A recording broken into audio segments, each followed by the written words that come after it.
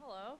Okay, so do we just roll into it? You're going to speak into that microphone. Okay. So we want to make sure it's How about both of us, though? It's fine. You're going to start it for the most part. We'll pass it back and forth. So hello, everyone. I'm Holly Kim, the Lake County Treasurer. Today we were asked just to do kind of a brief overview on the assessments and the tax process. So that, like, how does the tax bill come to life, basically. We have submitted 3 different slides. Once they're up, I'll go through them. Or I'll have to just use hand motions. We also did not practice, much like the ChatGPT poem. But that was a really good poem. I liked it a lot. Yeah, I feel like that poem should be sent to the regional superintendent, and he should send it to all the school boards for, like, that one was really good. Yeah, no, we'll say, like, end quote, ChatGPT.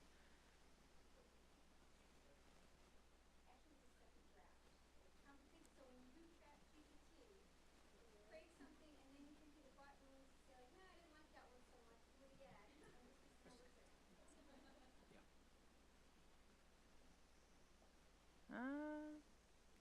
I mean, I could probably roll into the first slide without seeing it. So the first slide is kind of the life cycle of property taxes and how it comes to be. The graphic was created between the assessor's office and the tax office and the clerk's office. So where it starts is, we have all these taxing bodies. It's not this one. It's the one that looks like a life cycle. No, the other one was the assessment notice. Yeah, I probably could. It'll be like Night at the Improv. Yes, it's that one. It's the one. There we go. All right, okay. So, we start off saying there's many taxing districts. For example, yourselves, school board is one of them.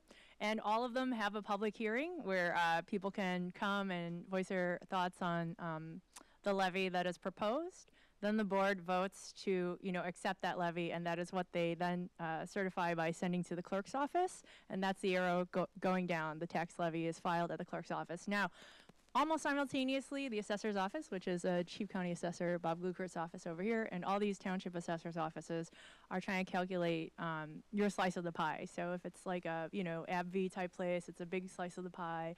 Then you got houses, you got condos, and so it's like different slices of pie that's fair for them to pay.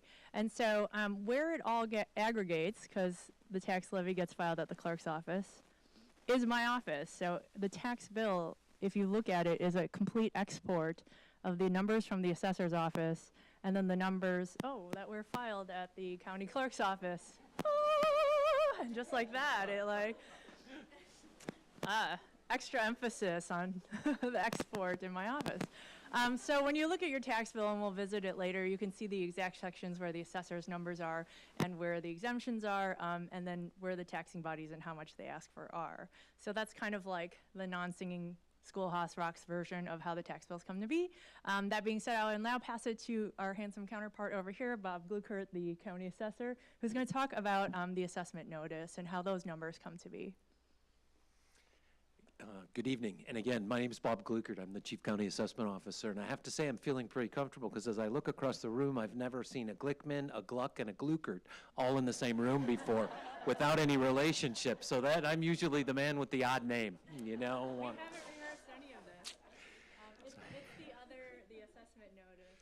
Yeah, there we go. Yeah. All right. So the bottom line is, if you all are, and I'm sure you are, you're you're probably most likely residents of Avon Township.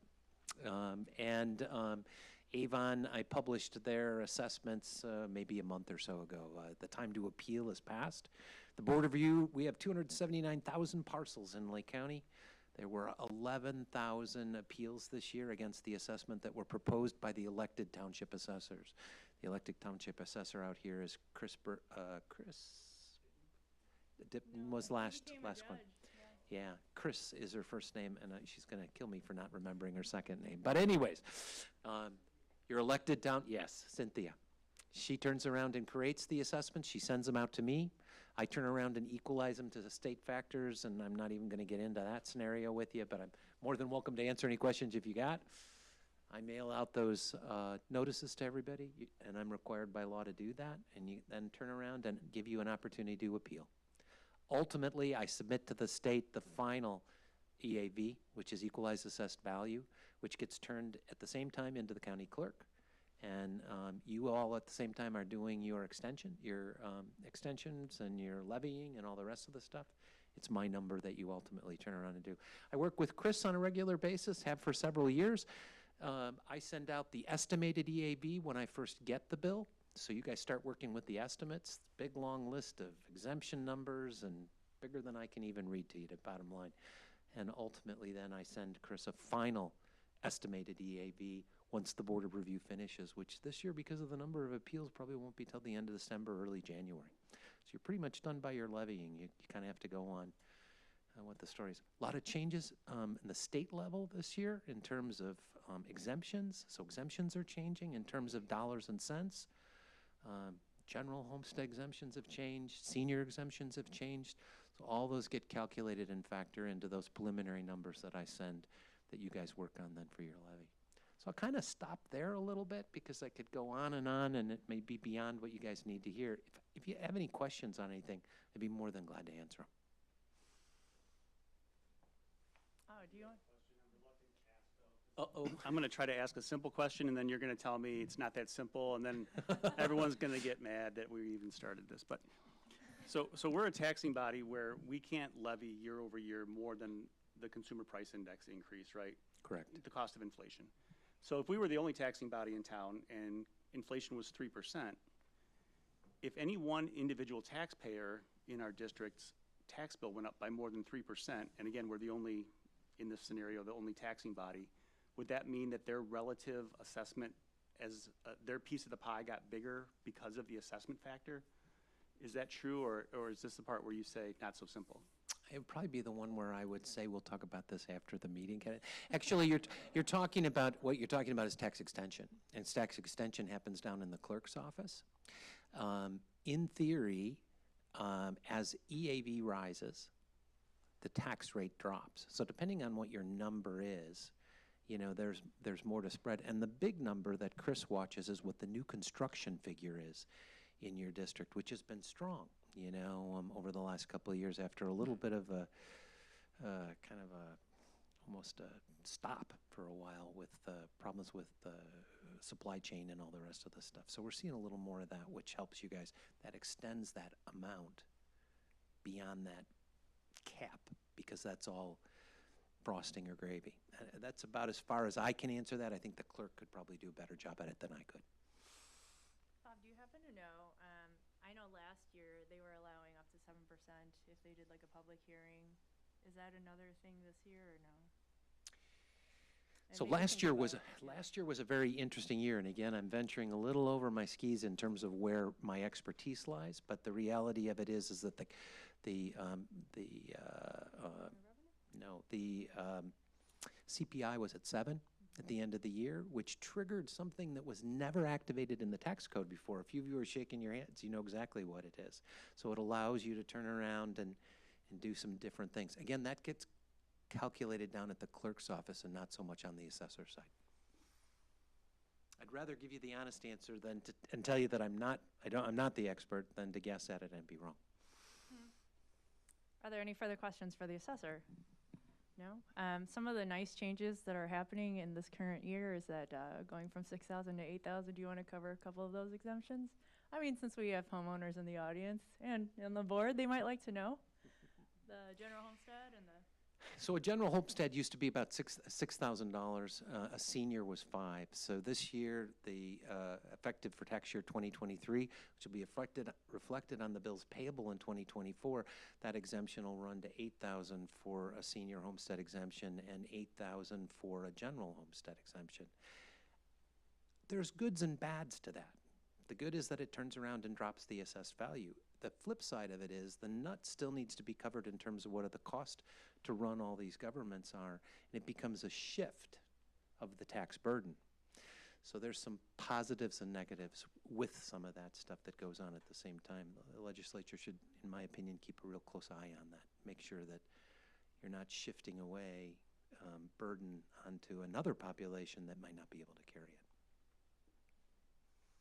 Okay, so if there are any further questions regarding assessments or the assessment letter, anything you've always wanted to know when you receive that blue notice at home, go ahead and feel free to ask. If not, we'll move on to the tax bill, which is the third attachment we sent, the one that definitely looks like a tax bill. There we go. All right, so the main things I want to point out here is we'll skip like A because I think that's pretty obvious, but B, the tax year, we're always 1 year in arrears at the treasurer's office. So if you have the 2023 assessments that were happening this summer, those will be used for next year's tax bill, and that's why there's a finite period of time you can do an appeal. After that, it's like closed. It's like running the hand over the roulette table going, no more bets, because once it gets to my office, it not only has the assessment numbers, but the clerk's office numbers as well, and nothing can be changed at that point. So when people call my office and they're like, I want to appeal my taxes, at that point it is concrete and finite, and our job is really just to our entire department is really the Lake County Collector, and that's who you make your check out to because we literally collect. So if we scroll down on this attachment, on the bottom right, I just want to point out like all the mouse font of H-I and G on the right-hand side is actually where you would see your assessment numbers straight from the assessor's office, you know, whatever it was last year. Section I would have every single exemption. So if you live in your home and that's your primary residence, you'll have the general homestead. If you're 65 and older, you'll have the general homestead.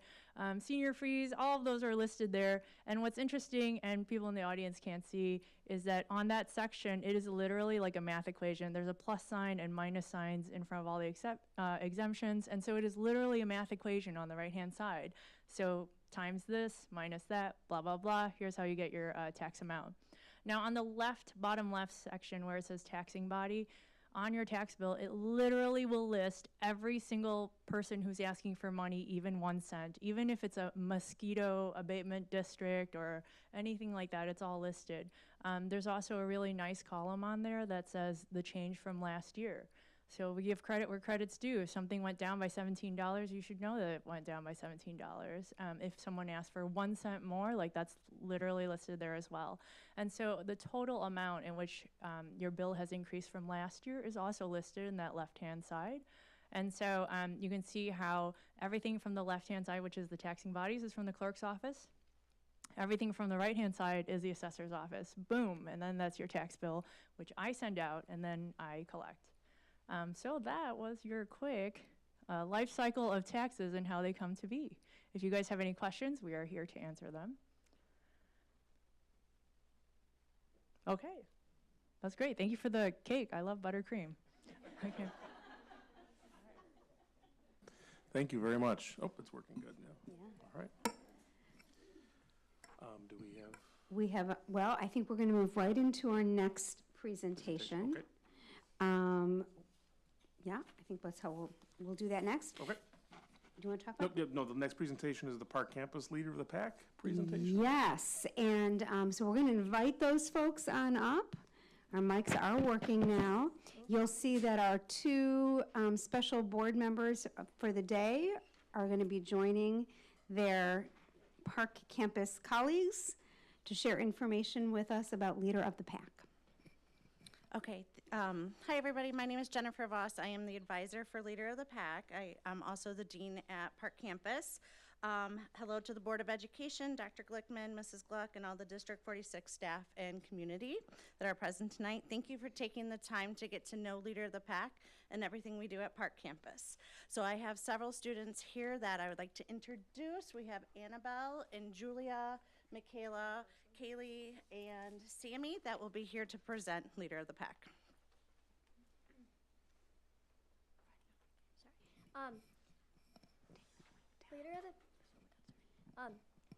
Leader of the Pack consists of students in 7th and 8th grade working to help with school activities, building a sense of community, and helping foster a positive learning environment. As Leader of the Pack, we have gone through an application process. This process includes why you want to join, but also how you think you followed the Wolves' way of being safe, responsible, and respectful. These values are important to Park School. You would also need 2 teacher signatures to show you are a good role model and a leader to the younger students.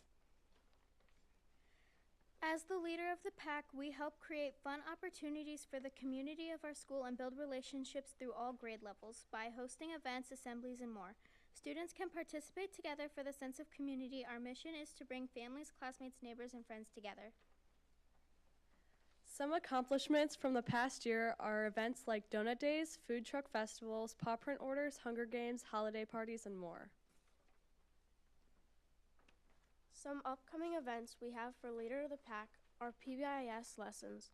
This is when we go into K through 4th grade classrooms to teach, read, and help the classroom teachers with PBIS or SEL lessons, which are social emotional learning. The school store, where we are continuing to fill paw print orders and finding new items for the store. Trimester activities, we work with the PBIS teachers to develop and run activities each trimester based on our SEL themes. Lastly, we are working to reinforce the school-wide expectations by creating videos demonstrating the Wolves Way.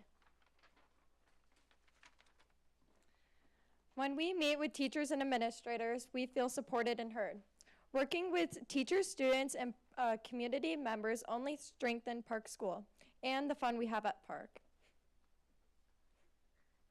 We would like to thank the Board of Education, Dr. Glickman, Mrs. Gluck, Mr. Malamed, Ms. Morales, and the D46 community for allowing us this time to introduce ourselves and given the opportunity to speak about what makes Park Campus such a wonderful place.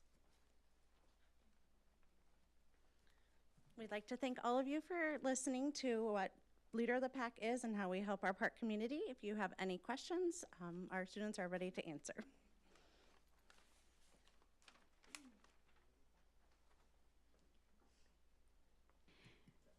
Well, I just want to comment. It's not really a question, but I want to make sure the board understands and knows that Leader of the Pack will be back twice more this school year to talk with you again about what they've done. So tonight was an introduction, and then they'll be back. And whether it's these folks or some other students, we'll see. Well, awesome job, Leader of the Pack.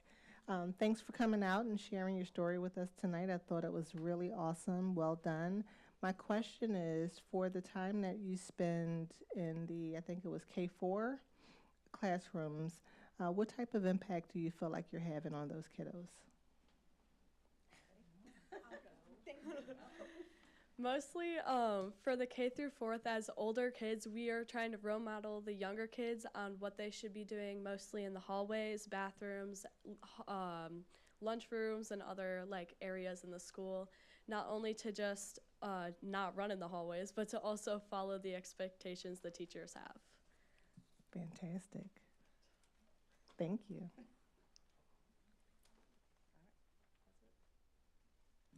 Oh, thank you very much. Thank you very much, Leader of the Pack.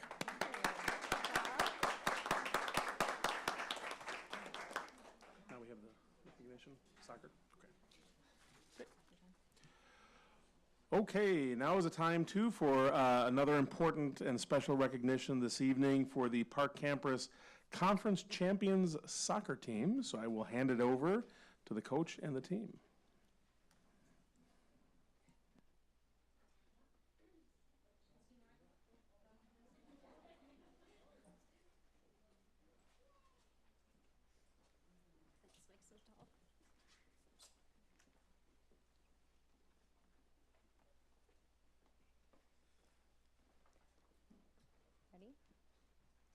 All right, I'm going to start with a quote by Herb Brooks. "You were born to be a player. You were meant to be here. This is your moment." Kind of the best part of the season was seeing the team grow together. With each game, we progressed from moving the ball around and passing as a team, and just overall developing our team atmosphere. We finished our season at 6-1. We lost to Johnsburg, so our only loss, but we got to play them again in the tournament, and we were tied 2-2. With 1 minute and 30 seconds left, and we scored goal number 3, and then with 6 seconds left, we scored goal number 4. So as you can imagine, they were all jumping around, screaming with excitement. It was something you would have seen probably on SportsCenter. but they were not there. So that was kind of one of my favorite memories, was seeing them all be so excited to see that we finally beat them and we won the tournament. It was an ending that, or I'm already ahead of myself. I'm so proud of their hard work and dedication this year, and I'll leave you with a quote: "A trophy carries dust, but memories last forever," by Mary Lou Retton.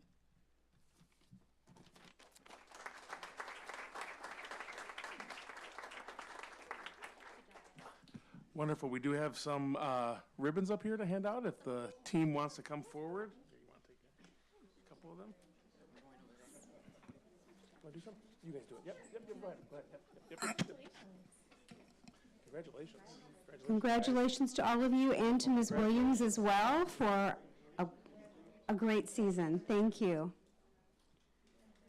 Congratulations.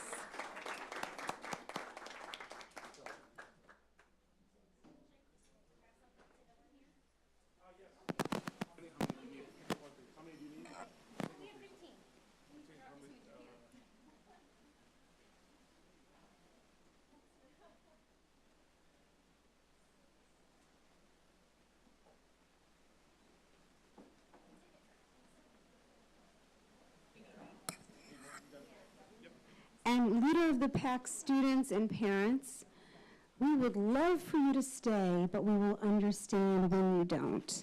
And people typically will take their leave at the end of the presentation. So you're welcome to stay, but congratulations for a wonderful year, a wonderful season. Let's give them one more hand. All right. All right, we're going to continue our meeting, and if you're quietly walking in out the door, we completely get it. All right, that brings us to the board reports section of our meeting. And normally, just for the benefit of our student representatives this evening, this is when the board shares anything that they have done or activities that they have attended over the course of the past couple weeks. So I'll start down at this end with Mrs. Miller, and we'll go this way.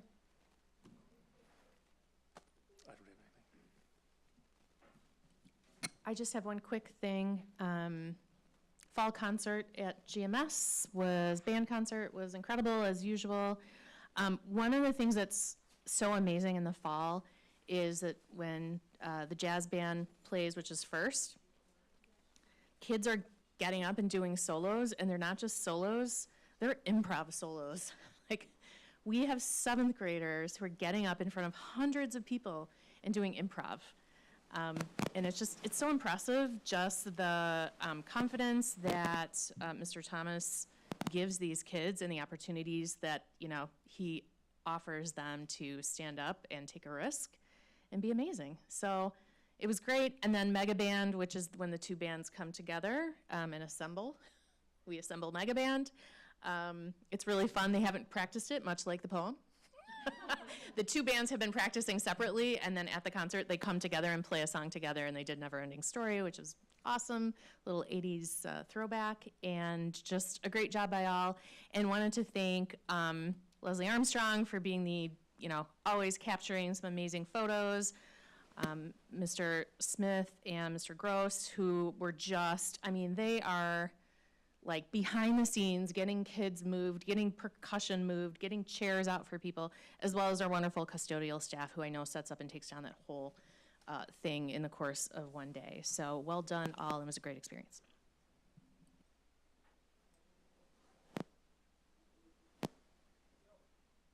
Hello. I just want to give a reminder that the foundation fundraiser is tomorrow at the Vine in downtown Grays Lake. And I'd like to thank the Grays Lake Area Public Library for their partnership in education and role in providing opportunities for us to hear more voices and perspectives. I was able to attend an event last night called Singing Bird, the Importance of Native American Women in Illinois History, and appreciated the presenter who came all the way from Freeport, Illinois. And my own child said that her presentation brought some history to life that was much more interesting than just hearing things in reading things in a textbook or a text of some kind.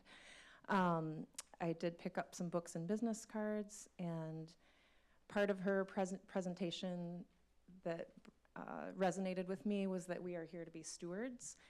And with that in mind, speaking of stewardship, just want to say the following, because many students and staff bring a culture of care and stewardship, and volunteers do this too, to their work and studies. There's a Wild Ones local conference this weekend, half day, at the Round Lake Beach Civic Center, Saturday, November 11th.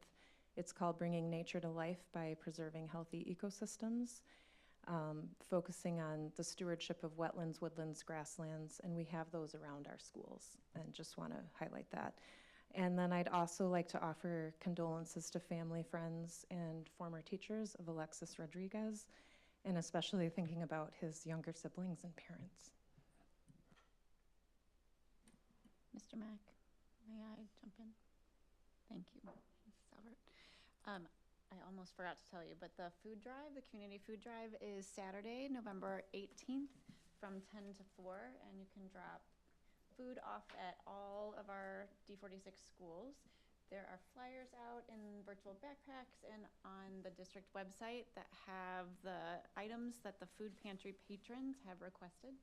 So if you are around on that Saturday, I know we will all be at III, but if you have families or neighbors who are interested in helping out our families in need, those donations will go to the Avon Township Food Pantry. And that again is November 18th from 10 to 4, collection points at every school. Okay, thank you, everybody. That brings us to the superintendent's report. Dr. Glickman. Thank you, Dr. Mack. Well, the first piece of my report is actually to comment on our wonderful students sitting at the board table. Board, I gave each one of you a handout that outlines the work that I already did with the students, and I met with them along with Mrs. Voss, and we talked about what happens at a board meeting and what might be expected at a board meeting and what their role might be. Part of that conversation was letting our students know that board meetings can run rather long, and that they should work with their parents on an agreement as to when they're going to go home, so that they don't feel like they have to stay till the bitter end, and that they should connect with Mrs. Walker when they were leaving. So have our students left for the evening? Okay, all right.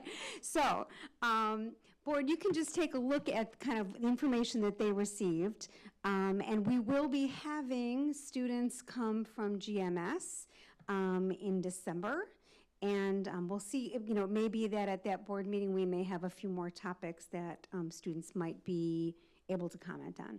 So, and this was just an unusual board meeting, right? So a lot has already happened.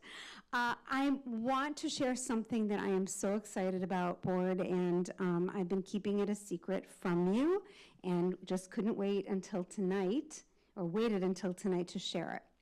So we had a reach out, maybe about a month or so ago, from the Grace Lake Historical Society. And take a moment and picture when you walk around downtown Grace Lake, you see these lovely plaques all over Grace Lake talking about the history of different areas of Grace Lake. Our school district has been chosen for this year's plaque.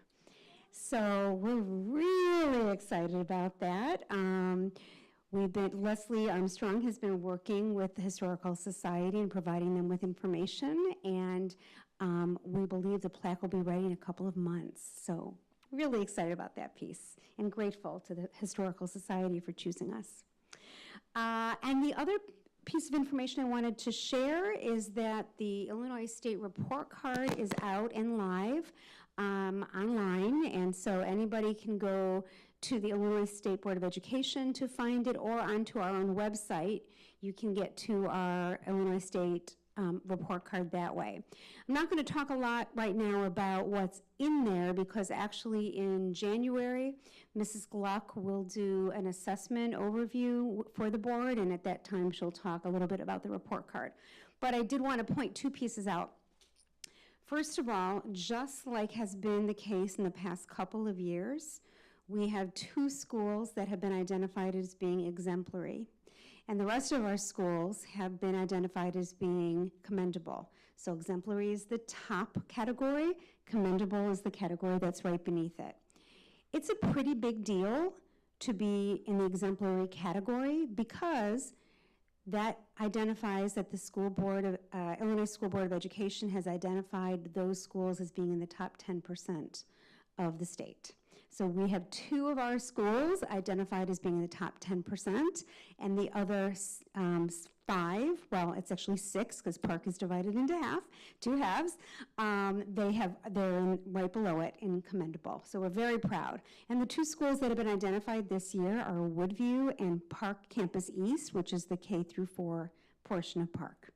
I also wanted to mention a discrepancy between the materials that we share through our budget and what is stated on the state report card, and explain to the board why there's a discrepancy. And it's about how many administrators we have. So we have 20 administrators in our school district. 10 are building level administrators, 10 are central office administrators. And that's what it says in our budget book. So when I said our materials, that's what I'm talking about, our budget book. When you go onto the website and you see the Illinois State report card, it says we have 22. Why is that? Well, because it's a different way of counting. So what the state does is, first of all, they only count the people who are under certified staff. So last year, that would have been 18. Now, I realize this is not making sense yet, but just stick with me. It would have been 18 because our interim director of technology was in a classified role, and our director of operations and maintenance was in a classified role. So it would have been 18. However, the school board, Illinois State Board of Education also counts deans as administrators, even if they're not. So our deans are not administrators, they're teachers, they're part of the teacher contract. So we don't count them as administrators, but they're counted that way on the school and the state report card. So last year it was those 18 plus those 4 deans, making it 22. Understand? Any questions about that? But how many do we really have? 20. All right. And that's it for the soup report tonight. Thank you very much, Dr. Glickman. All right, I need a motion to approve this evening's consent agenda, including the personnel addendum report that was sent to us earlier in the afternoon. So moved. I'll second. Okay.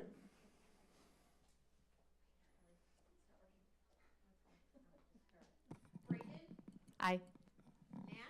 Aye. LaCroix? Aye. Albert? Aye. Miller? Aye. And Mack? Aye. Okay, thank you very much. We have 2 action items to vote on this evening. The first one, I need a motion to approve the termination of employment for Daniel Duran as an employee of the school district, effective immediately. I'll make the motion. I'll second. Okay. Miller? Aye. Mack? Aye. Nash? Aye. Braden? Aye. LaCroix? Aye. And Albert? Aye. Okay, the second action item, I need a motion to approve the Durham transportation contract as was presented to us. I'll make the motion. Second. Okay. Miller? Aye. Mack? Aye. Nash? Aye. Braden? Aye. LaCroix? Aye. And Albert? Aye. Okay, thank you. That moves us to our funding proposal update for this evening. All right, I'm going to just get that started with a really brief introduction. Board, you know, for the past many board meetings, I have been sharing with you what's been going on in the school district and the community regarding informing the public about the potential of a funding proposal. And that all brings us to tonight, because last night was our 3rd and final task force meeting, where we had our consultants that are going to speak with you this evening share with the task force, the information that's been collected back from the community. The information that what the community thinks about the potential of a funding proposal. So this evening, we have Paul Hanley and Marcia Sutter, and I believe also Chris Wildman for a few minutes, maybe. They're going to present you with some information. When they're done with, and we'll give you plenty of time for questions, when they're done with that, I will share with you what the recommendation was from the task force, and I'll provide you with my recommendation as well. Thank you so much. Again, my name is Paul Hanley, Managing Director of Beyond Your Base, and I do public affairs and public opinion research, and just spent a number of months assisting the district roll out their public engagement process, including doing a mail survey. There was also a hybrid poll that was done. Jim Hobart is the consultant that did the hybrid poll. Unfortunately, Jim is covering for me in Michigan tonight, so I will be presenting his information, which I do a lot, have done in the past, so it'll be fun. I have a slide deck tonight once we get it up.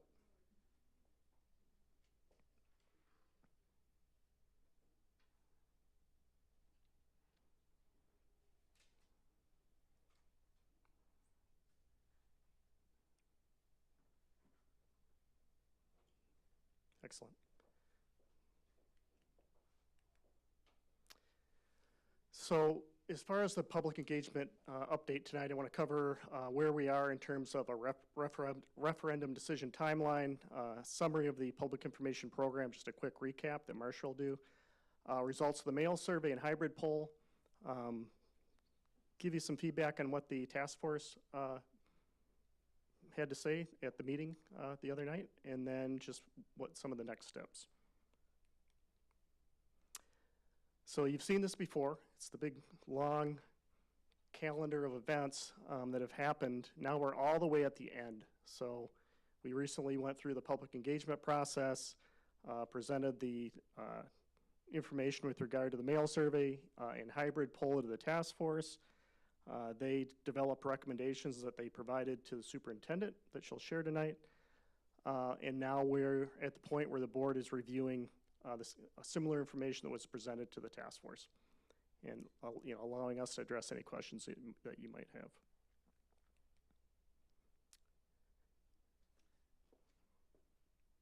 Great, so I'm just going to quickly take you through Marcia Sutter, so founder of Minding Your Business. I work with school districts like yours doing informational campaigns and educating the public prior to going to referendum. I hope that you all got these things at your house. We sent out a letter and an attachment to just under 10,000 households, so I hope that looks familiar to you. It detailed the positive impact of this and talked a lot about your tax situation. We followed up with a newsletter. Similar information went into some more specifics about what will happen at each of the schools if this measure is approved.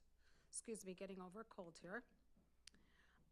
Then we did, or I shouldn't say we did, superintendent and chief business officer did many, many community outreach presentations, 7 large ones and lots of one-on-ones. So close to 150 people got to hear this information. Those are pretty well publicized in some of the mailers and on the district website. That's pretty typical, that until if the school board decides to put something on the ballot, attendance at those is usually not incredibly high, but a really important part of the process. And we learned a lot from those that Paul will get into when he goes over the results of the polling. We did an informational video that I hope you've all had the opportunity to see on the district website and gotten a link to. Web page and social media. Thank you, Leslie. You've gotten so many accolades tonight, and they're all very well deserved. This will continue to be updated with any decisions that the board makes moving forward. Finally, we did, to that same just under 10,000 households, a mail survey that included additional information, because remember, the goal of this was really to educate the public about any future actions that the board might take, and to prime the pump before we did the research, because it's much easier for people to understand and participate if they have an idea of what is coming next. And then I'm going to turn it back to Paul, who's going to talk about those two polls. Sounds like you have a good HVAC system. We'll get that off the list.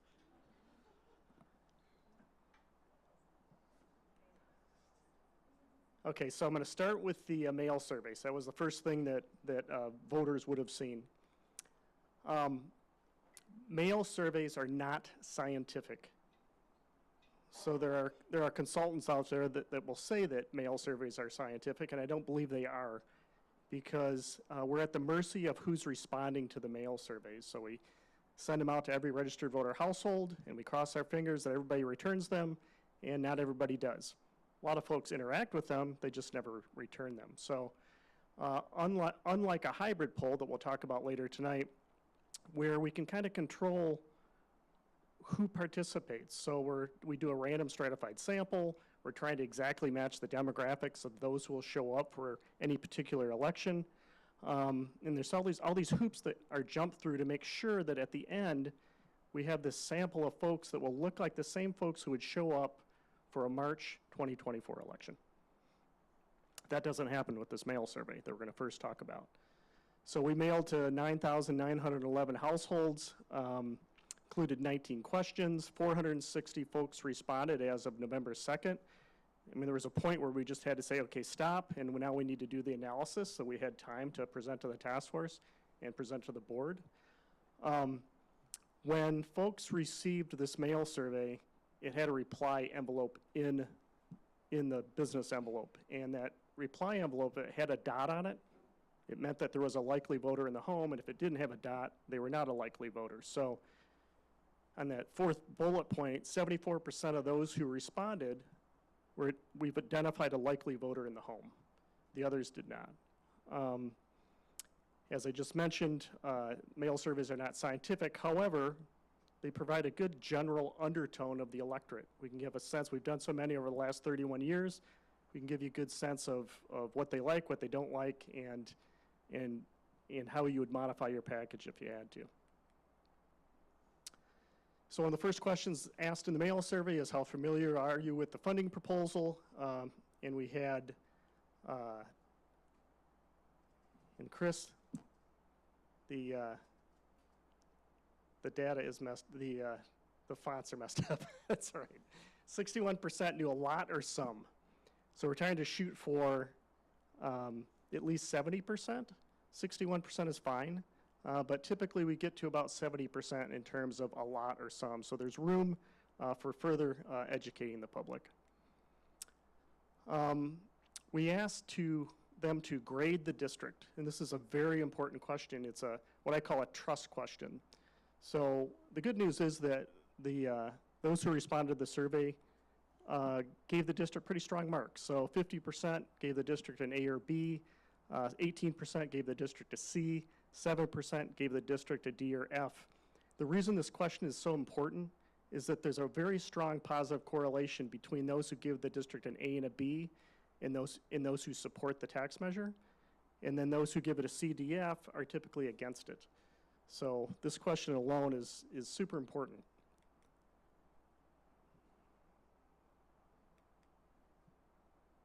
I think all of a sudden I don't know what it's doing. I think we'll be okay.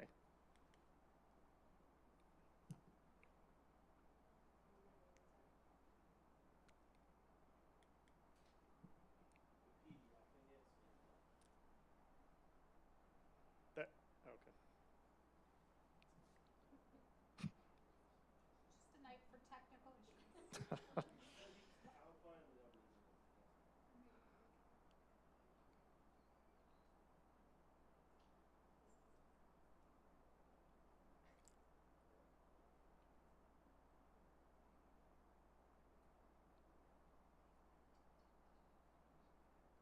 Okay, so you'll want to keep going.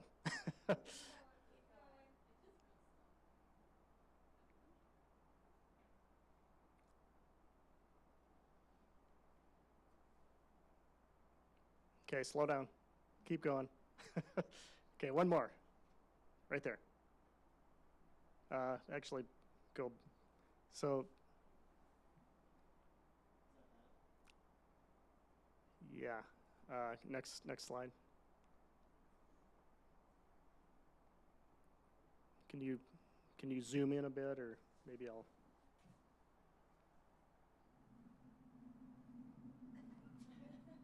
Seriously, I can't. Oh, here we go. Yeah. All right. Okay, next slide. Never a dull moment. Okay, so another important trust question is asking the taxpayer, how confident are you in the district in handling taxpayer monies wisely? And we get 48% very or somewhat confident, and 37% not at all or not very confident. And when at first blush you look at that and go, oh my gosh, that doesn't sound very good. It seems like that first number should be really high. It's never high. Every time we ask this, no matter what the public entity, the state, the district, whatever, it's never high. And it's just because folks are not accustomed to saying, oh yeah, my public entity, my school district, my municipality, et cetera, I'm very confident that they're handling taxpayer dollars wisely. It just never happens. So it's actually a halfway decent number, the 48%. Next slide.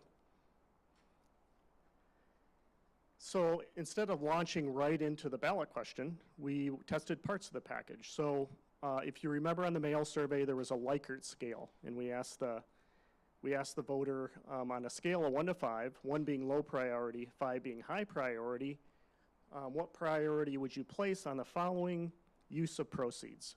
And so we first started out with capital improvements, and these are in the order of how they were ranked. So, for example, replace roofing that reached the end of its useful life. We're at 7% low priority, 46% high priority.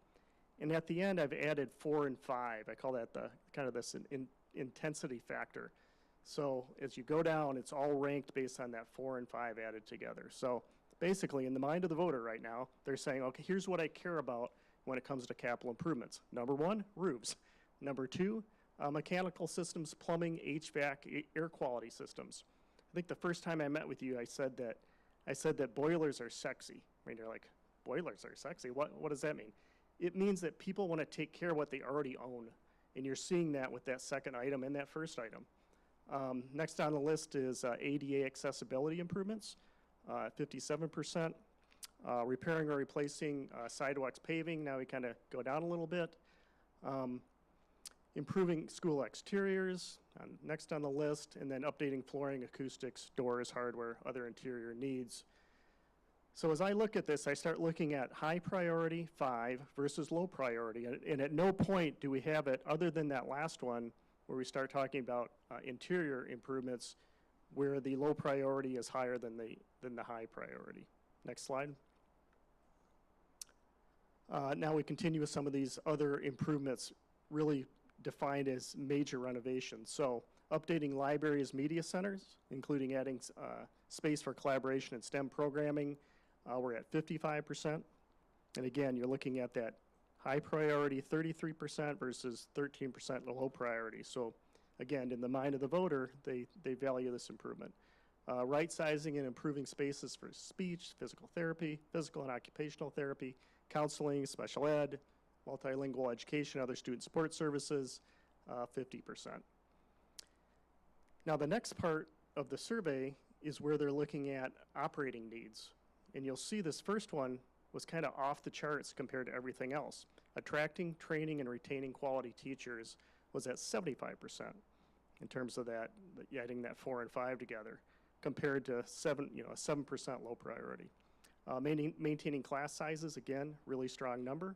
And then protecting current programming, another strong number. So really all 3 of those items in terms of operating needs you're seeing a high value placed by the taxpayer. Next slide.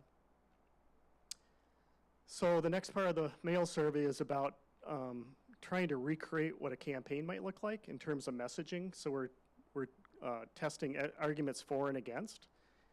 And so similar to what I just showed you, we had this Likert scale, except 1 on the Likert scale is not at all convincing, and then 5 on the Likert scale is very convincing. So number one message that we tested is in terms of rank order. Given the growing teacher shortage in Illinois and nationally, it's important that the district be able to attract and retain quality teachers, 47%. If Jim Hobart was here, the pollster that I was talking about, he would go into baseball terms. So he says that if it's 20%, it's a single, 30% is a double, 40% is a triple, and if you get to a message that's 50%, it's pretty much a home run. So right now we've got a triple on that first message. The funding proposal would address high priority facility and operating needs, while at the same time providing net tax rate decrease, 35%, so a double.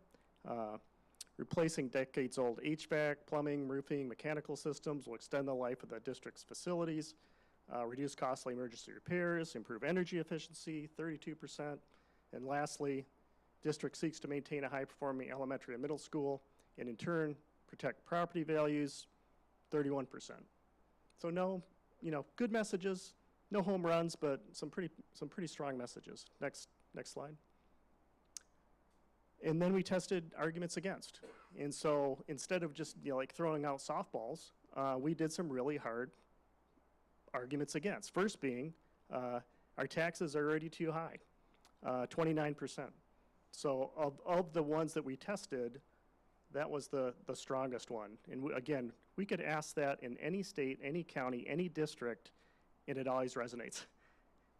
Even in the state of Wyoming, where I do a lot of work, where they have really low property taxes, that would still resonate because folks just feel like their property taxes are always too high.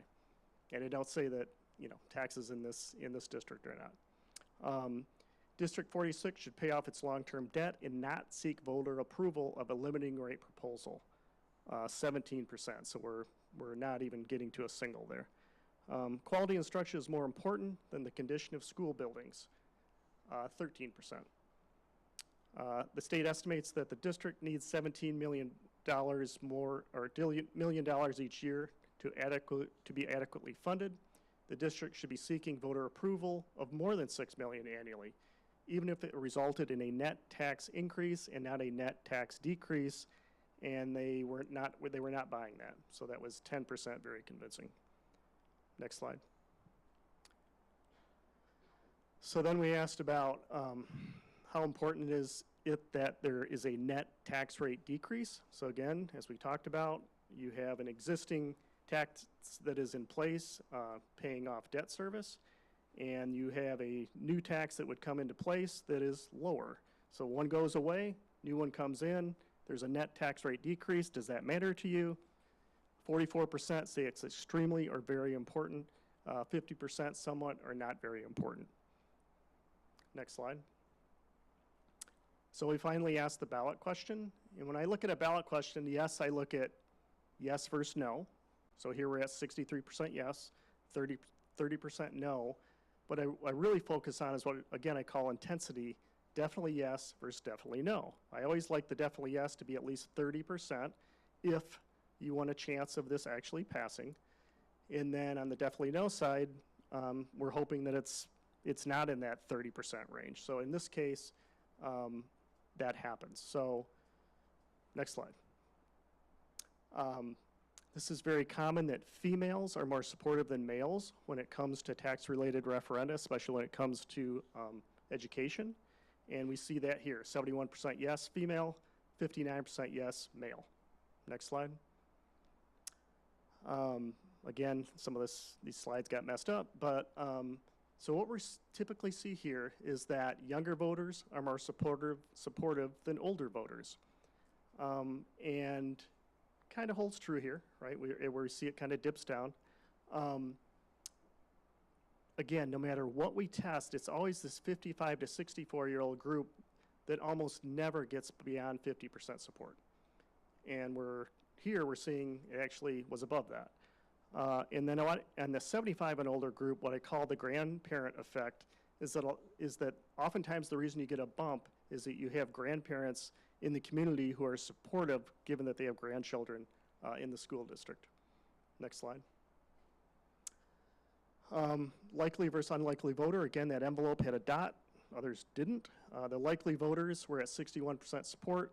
The unlikely voters, 66% support. Very common in that the younger vote, in that unlikely voter is often skewing a little bit younger. Next slide. Do they have a kid in the school or they don't? If they do, they're at 74% support.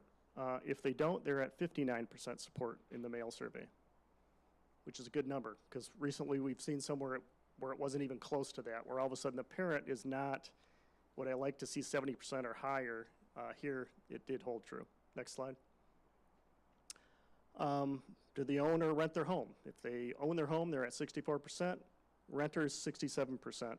Very common for renters to be more supportive. Next slide. District employee in the household, no district employee in the household. So if you had an employee in the household, 65% support. Those who didn't, 63% support. So pretty similar, although if you look at the intensity for the employee in the household, 50%, definitely yes. Next slide. Zip code, kind of the same, although if you look at that intensity, that dark gray bar, which is indicating extreme, or definitely yes. 35% in area code, or zip code 60030, and then down from there. Next slide. If they give you an A or B, they're more supportive than a CDF, which I mentioned before, and here you go. Once again, look at the DF, they're not supportive. The C is even dropping, but those giving you an A or B are supportive of the measure. Next slide. We asked that question about how important is it knowing that there's a net tax rate decrease, and again, kind of plays into it. Those that indicated extremely important, very important, or somewhat important were more supportive than the others. Next slide. So if you remember, I promised you that I would test this. So we wanted to test whether if we add Spanish instruction in grades 7 and 8, would voters support it if it increased the ask from 76 cents to 86 cents. And we're at 43% support, 43% against. Now we're seeing that intensity on the no side, which you don't like, at 28% definitely no, 23% definitely yes. We're not getting to 30% on the definitely yes. Next slide. My first instinct was, okay, parents support it, non-parents don't, and sure enough, that was the case. So if you had a kid in the school, 64% support. You don't have a kid in the school, 37% support. So this dramatic drop driven by those who don't have a kid in school. Next slide. We asked an open-ended question after they looked at the ballot question, and those who were a yes vote, these were some of the reasons why. So overall, just a general support of school education, the importance of education, building improvements, safety and security, air quality, some basic positive comments, property values positively impacted, attract and retain high quality teachers, and you kind of go down the list. Next slide. Why would they vote no? It's not surprising. Taxes, pocketbook concerns, they're on a fixed income, distrust, financial stewardship, top heavy. Very common to hear those things when we're doing these kind of surveys. Live within your means, wasteful spending, left blank, financing plan is confusing, asking too much, wants versus needs. So again, some of these, I'm always apprehensive to list them all, but out of respect to the taxpayer, I'm listing them all, although you get down to like, need more information, 7 respondents, for example. Next slide. So now I'm going to do results of the hybrid poll, and you're going to have to switch. We're not going to do that. We're going to have to switch to that other file, and hopefully you won't get messed up.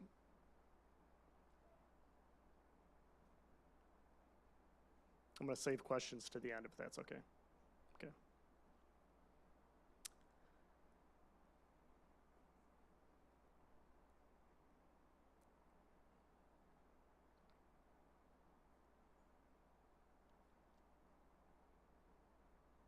Okay, so again, Mail survey, not scientific. Hybrid poll, scientific. Why?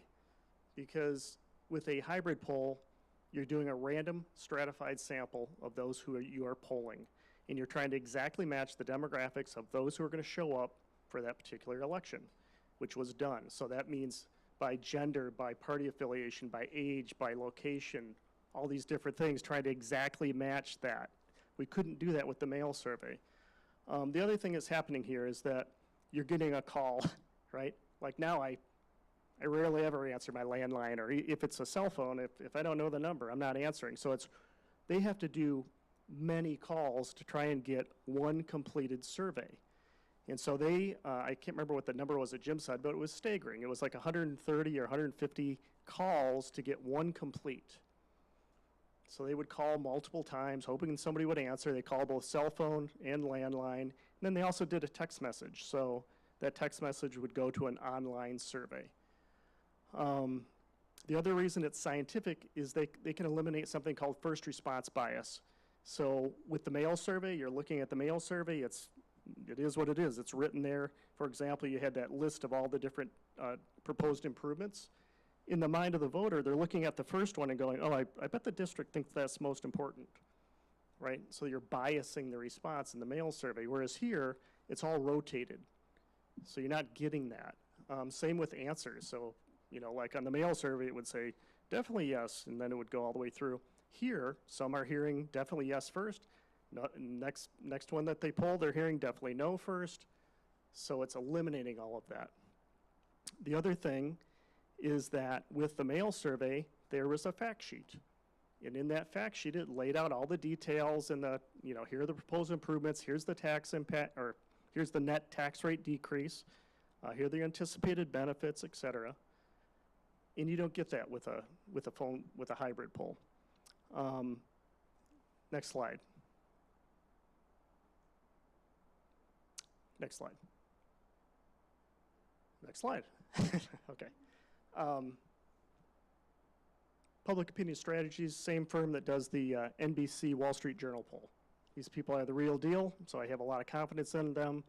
They've done all of our polling the last 10 plus years in the state of Illinois.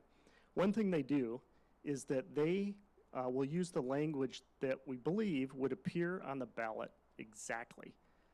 Okay, so not like a summary, there it is, right? It's kind of ugly.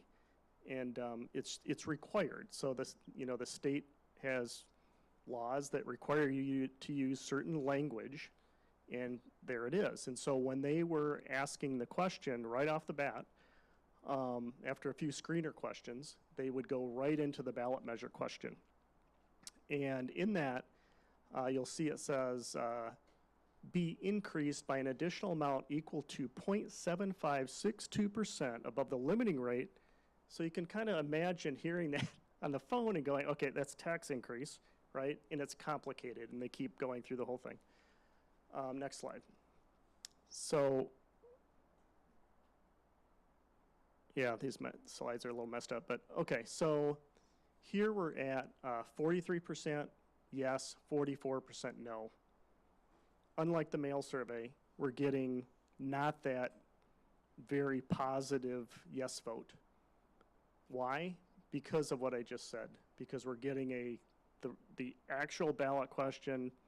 Many are being done on the phone. But it is what it is, right? There are a lot of folks that'll never see your newsletters, never go to your website, never come to your presentations. They are going to see that ballot question. And so that's why we're getting a little, more pushback than we did on the mail survey. Here we're at 25% definitely yes, 17% probably yes, 32% definitely no, stronger than the definitely yes, 12% probably no. Next slide. So then we look at, how does it break out by party affiliation? So 29% yes, GOP, 32% independent, 63% Democrat. Very, very common, but usually we see for independents a little bit higher. So it's kind of a stacking up. And again, every time we poll, very similar, where it's kind of GOP, independents, Dems. Next slide. Here we're seeing that females are most supportive, who are 18 to 54 years old. And then we have in a halfway decent number with 65 and older in terms of support level.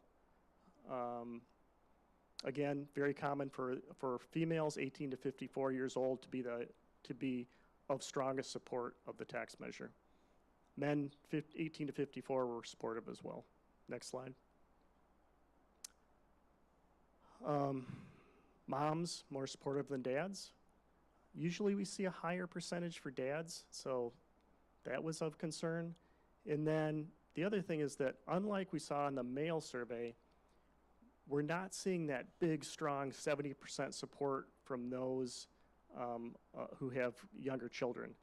And we're seeing limited support from those who have a kid in middle school or high school, because you can imagine the middle school parent saying, well, geez, my kid's kind of out of the district by the time the improvements are made.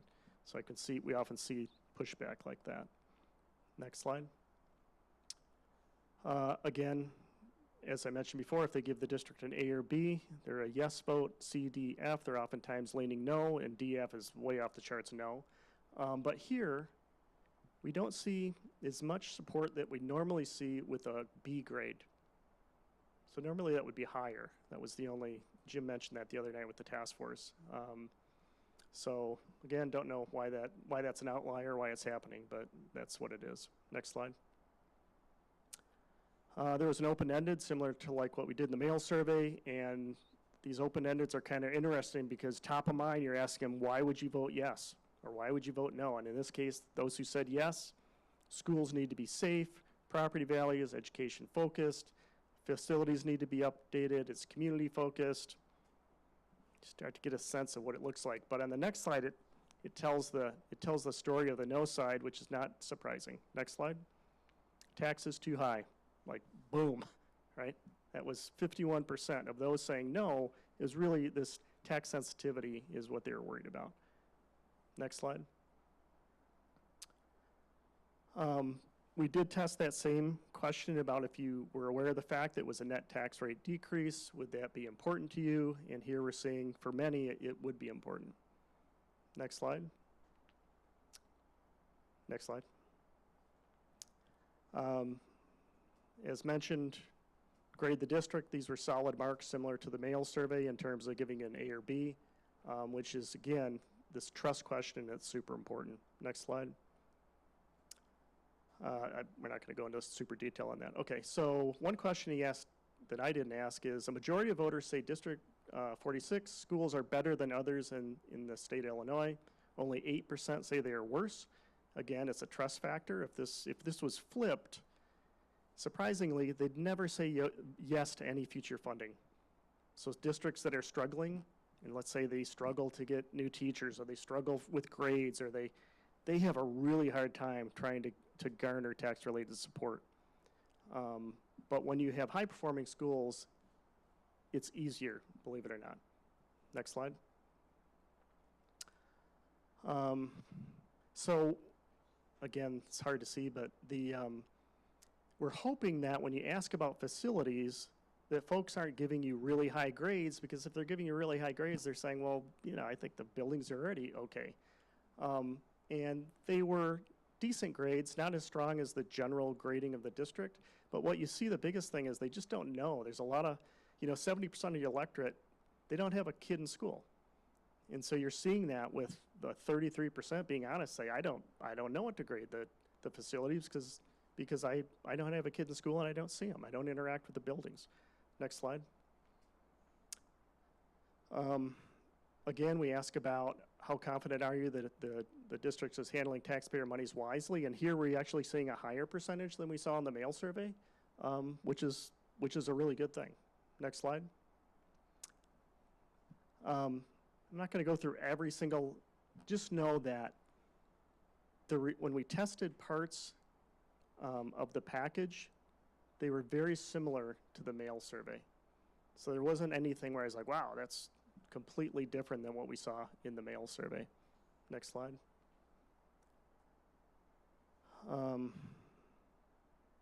So one thing that the pollster mentioned the other night is that when you test a part of the package, it tests well. When you add color to it, when you add a story to it, it tests way better. So when we talk about safety and security or things like that, all of a sudden we go from from, oh, okay, I get that, to like, wow, okay, I definitely support that. Next slide. And that's what I'm talking about here. So you can see that, again, in those baseball terms, you're seeing some, pretty decent numbers as we tested messages for the measure. Next slide. Next slide. These are opposition measures, again, our messages.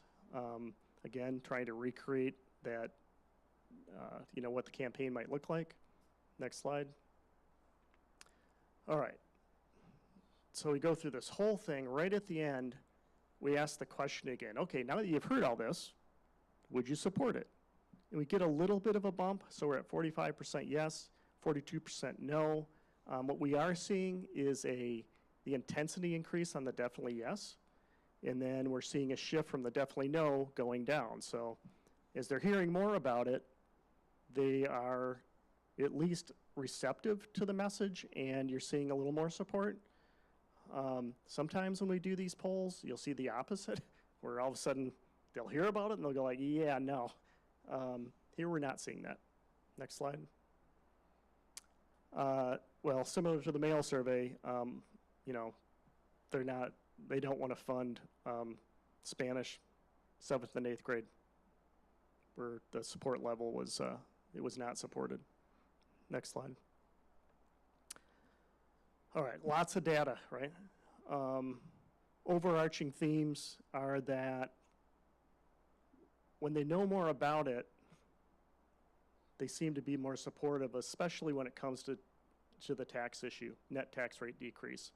When they don't understand the net tax rate decrease, then we're not seeing as much support. That's the reality. There wasn't anything in the parts of the package that were as like, wow, just that's got to go. There wasn't anything like that.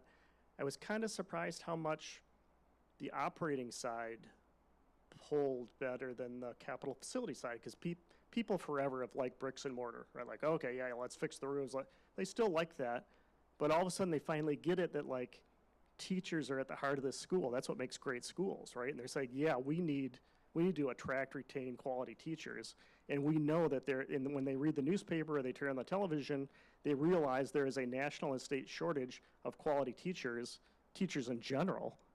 And so they get that message. And that was obvious in the poll. So with that, I'd be happy to answer any questions. Sorry, the slides are all messed up, but we'll try to get you a better version of that. Any questions from the board? Go ahead, Ms. Nash. Thanks, Mr. Haney. I have a question with regards to the phone surveys. You said like it was about 100 and some odd calls just to get the one. What was the overall diff between like mail responses and the phone? Yep, so I don't have the data right in front of us, but it was close to 50-50, I believe. He's trying to match exactly if you're asking about gender, right? Mm-hmm. So in the case of the male survey, it was too heavy female, right, as we saw, which is very common. But in the hybrid poll, I think it was 50-50 or 52-48 or whatever it was supposed to be in terms of the breakout for a March 2024 election. Okay. Can I just add one more piece of information about that? I know you're asking about gender, but I asked that question about age. So the pollster had the information as to the voters, and so one of the very first questions, this first screener question, had to do with age group. And if they had met the quota to match the electorate for a particular age group, and once they got to that quota, if the next person was in that age group, they said, thank you very much for your time, and that was the end of the call. So that's how specifically the pollster was matching our electorate. Okay. Were we targeting likely voters for March specifically? So he targeted to get to 125, he targeted all voters who would at least participate in the November 2024 election, and then he modeled both to look at March 2024 versus November 2024, and he said there was basically almost no difference, which is kind of what I was seeing on the mail survey, which is always surprising because typically that likely voter in a March primary, presidential primary, would lean a little older and a little tougher in terms of attacks, right? But we weren't seeing that. It was very similar numbers. Interesting times. Yes. I've got a quick question. Just Yes, sir. I'm interested in the last thing you mentioned about with the typical voter finally getting the message about the teacher shortage versus the test question for the Spanish language instruction. Is that typical what you see where it becomes a more support for the global idea of teaching and teacher support rather than a very specific curriculum question? And how do those do those specific curriculum questions always fare worse than the larger idea of Yes. education in general? Yes. I would say that for, again, I've done this for 31 years, done polling for 31 years. It was always bricks and mortar. Bricks and mortar, bricks and mortar. That always was better than when we talk about teachers or, any kind of operating. And now all of a sudden we're seeing that, people really get it, that these schools are driven by quality teachers. That's what's making a great school. It's not to say you're not supposed to have, good buildings and keep kids safe and what have you. But, yeah, overarching, I agree with what you just said, yeah. Thank you. Other questions? Ms. Albert? I noticed on the mail survey that there was an option to complete it online. Mhm. Was there a way, there was obviously no dot on the envelope to indicate anything Yeah. from So what I those? did there was that they indicated how lucky are you to vote in the March 2024 election. Only those that gave it the one or like very likely, I considered to be a likely voter. So it's not perfect, but it was the best way I could do it. Great question. On the QR code, yeah, the QR I didn't know who they were, and I wasn't going to match IP addresses or things like that. Great question. I'm curious about the response rate and how how our response rate compares to other communities. Is this a pretty standard It was response rate? slightly lower than most, but I'm seeing it lately. I don't know why we're struggling trying to get response rates up. There are some times when they're just like super strong. I do a lot of work in Colorado, Eagle County, Colorado, for example, right? I mean, when the last time we did a mail survey there, it was plus 20% or so. It was just lots of people participating. So sometimes it's high because they're really mad, right? And sometimes it's just they're super engaged, and I don't know. Lately it's been tough to get high participation. Yeah. Thank you very much. You're welcome. The last thing I was just going to mention is that right at the end with the task force, we gave them 3 questions. Superintendent will add on to that, but basically the questions were: 1, should the district place a measure on the ballot in 2024 was the first question. Second question was, if yes, should they go on the March or November 2024 ballot? And then lastly, if you are going to put something on the ballot, should it be modified in any way from what was tested, what was shared and tested with the taxpayers? And I'll let the superintendent report back on what they said, but they were unanimous in all 3 of those questions. And I thought it was a great group. Thank you very much. Thank you so much. Thank you, Paul. Thank you, Marcia. And thank you for all the work you've done on behalf of our school district. So as Paul has stated, there was a unanimous response from the task force. And the unanimous recommendation to me was that the board should put a 76-cent funding proposal on the ballot for the March 24 primary election. And I'll pause first on the 76-cent funding proposal. So that's the original funding proposal. They wanted it to pass. And what they saw was that when it raised to 86 cents, for whatever reason, in this case it was for Spanish, but for whatever reason, the people who responded to the surveys were much less positive about voting yes on such a proposal. So aside from that, the reasons that they were making this recommendation was that they felt that the response was positive enough, including really significant trust of the district, even for the hybrid poll. Many people who don't have children in the school district gave trusting responses to how we're managing our finances and giving A and B grades, which is a very good sign. There was a lot of conversation about the difference between how people responded when they had a chance or had taken the opportunity to review our materials, and that would be the written polling, versus those who were in the hybrid poll who probably hadn't received or hadn't read any of our materials or come to the meetings. And so there was a lot of conversation in the room about the importance of providing as much education as possible to the community. One of the things that Chris Wildman and I noted as we went out into the community is that when we go into a room and start talking with people, there were many times, I would say pretty much all of the times, where there were folks in the room who came in clearly feeling pretty negative about the opportunity, the possibility of a funding proposal. And as they got their questions answered, you could see that they were becoming more and more positive about that possibility. So the task force felt that that was very important. And why March and not November? Well, because they wanted to avoid the possibility of facing the referendum of another taxing body in November of '24. At this time, we are fairly confident as we can be. We've done our research that there will be no other funding proposals on the March '24 ballot, but that might not be the case for November. In fact, we have reason to believe it may not be the case. And there was one more. This one actually doesn't come from the task force, it comes from me and from Chris, which is that we have momentum going.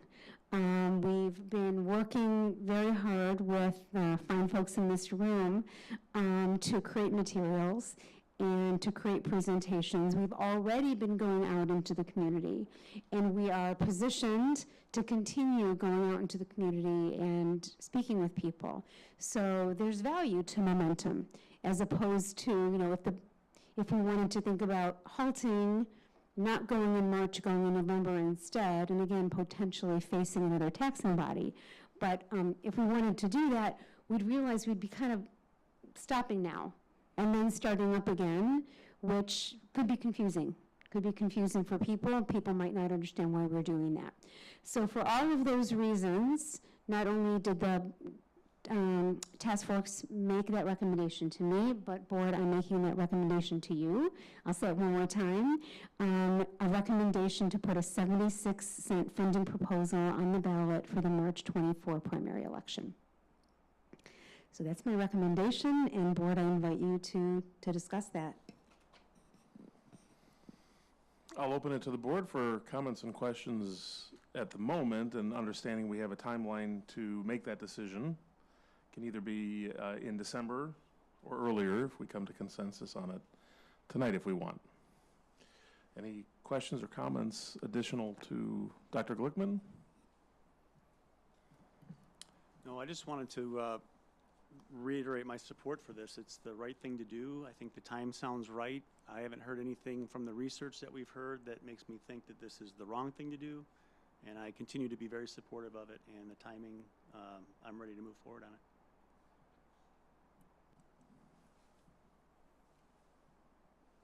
Other board member comments? What Mr. LaCroix said. Ditto. No, basically, it's been a well researched ballot question. We've engaged the community, right? We've sliced the data 100 different ways. Thank you again to BYB, Behind Your Base, for the support that they've provided. And I think the the data makes it more digestible, recognizing that, you know, it sounds like we still have some fine tuning to do around messaging. But I agree with Dr. Glickman that momentum has value, and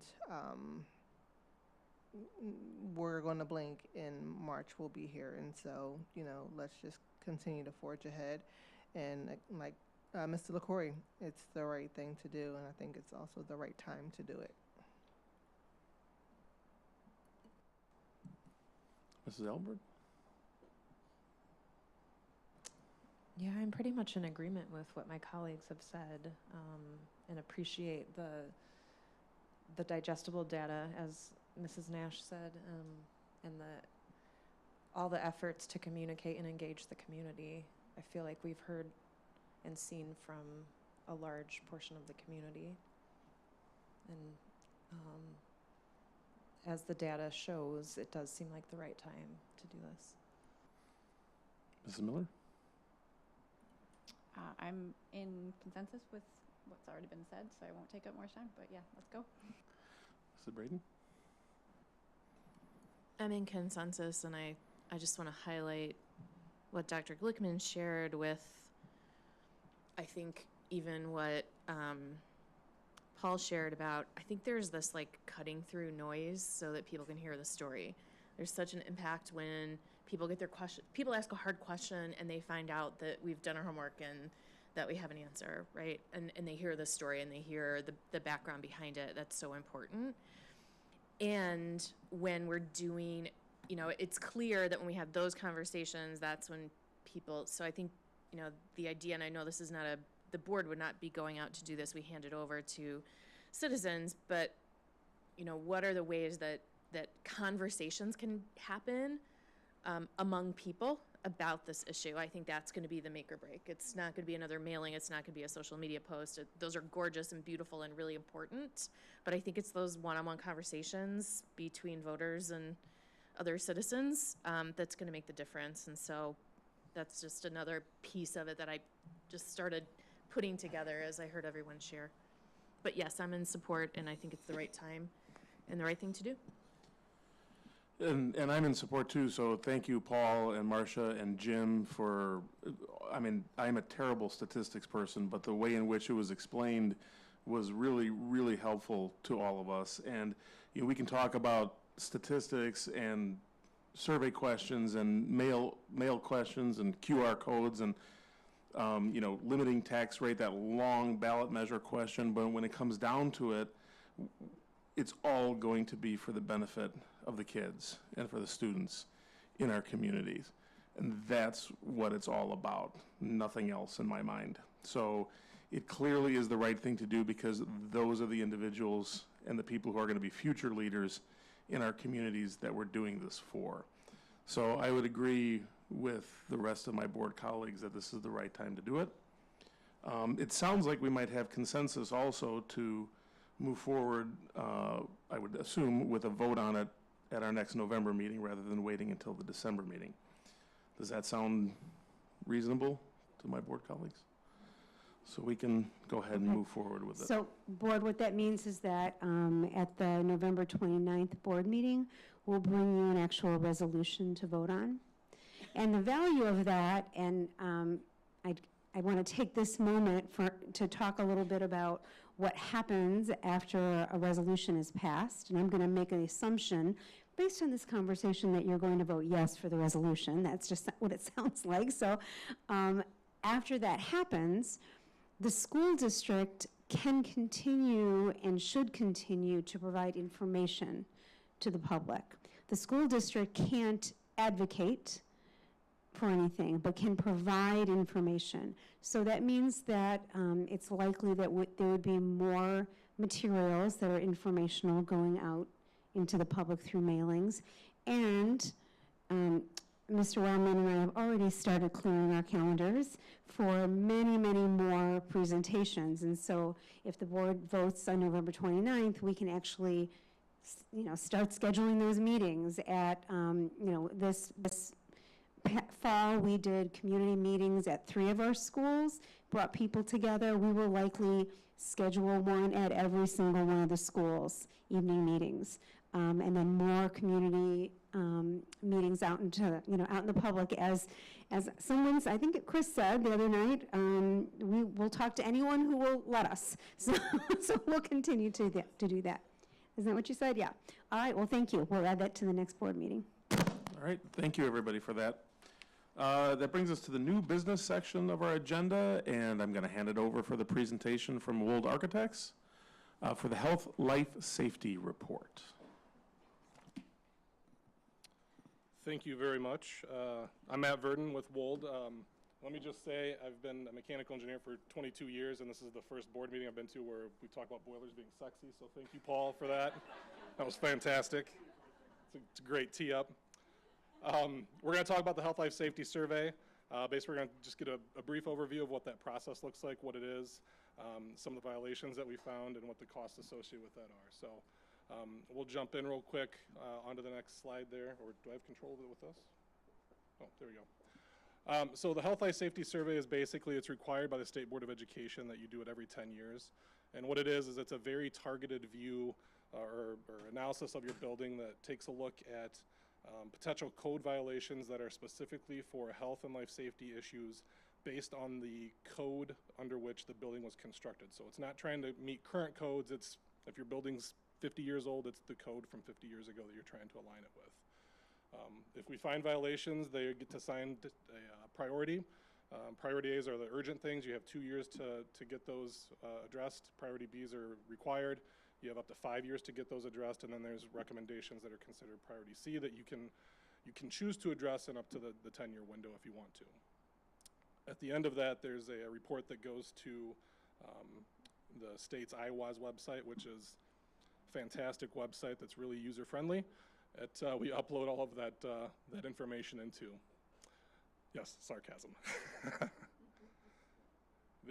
Then just a little bit, yeah. The next slide, please.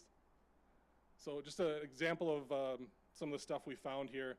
The good news is your buildings were in fairly good shape.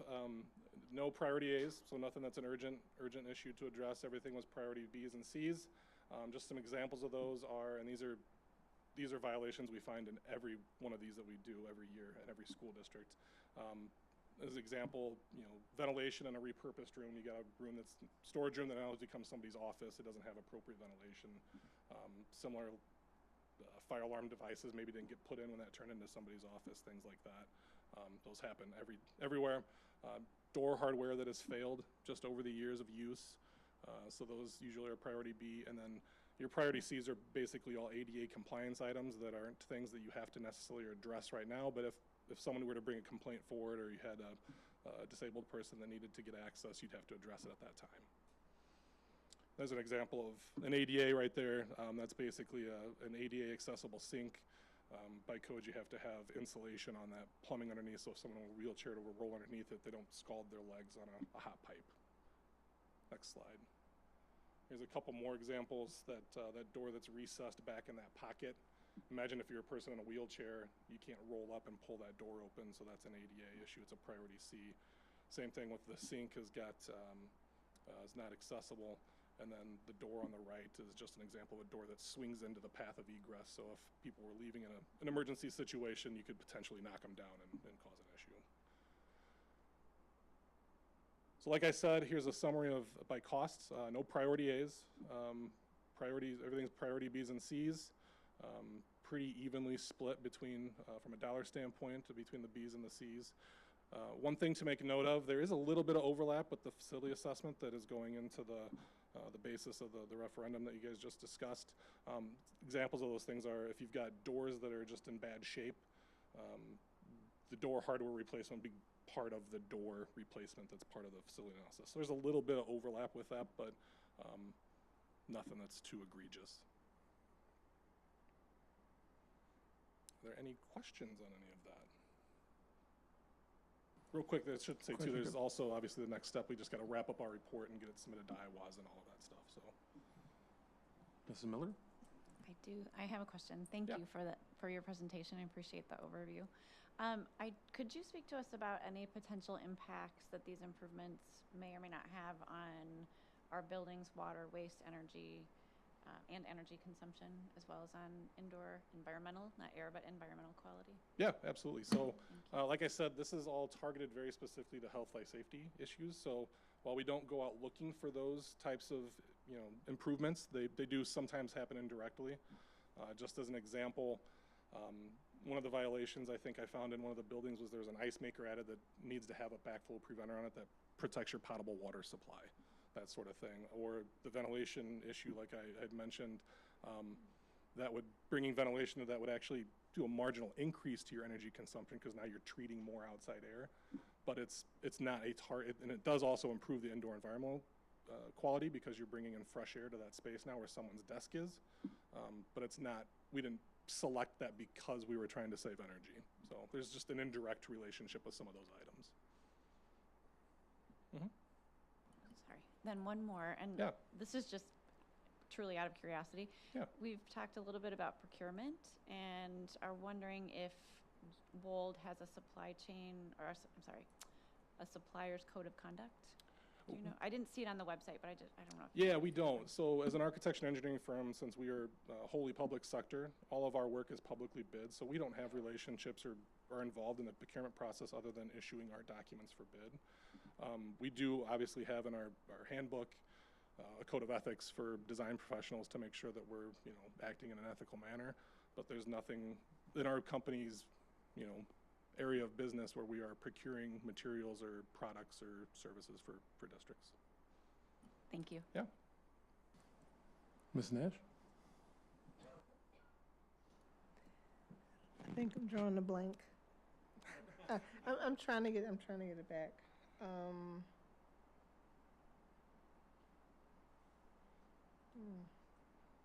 All right, does anybody else have questions? Because I'm literally drawing a blank.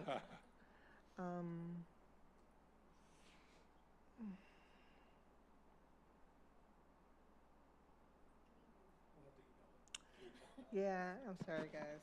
Sorry about that. That's all right. If you think of it, shoot us an email and we'll gladly answer it for you. Thank you very much. All righty. Thank you.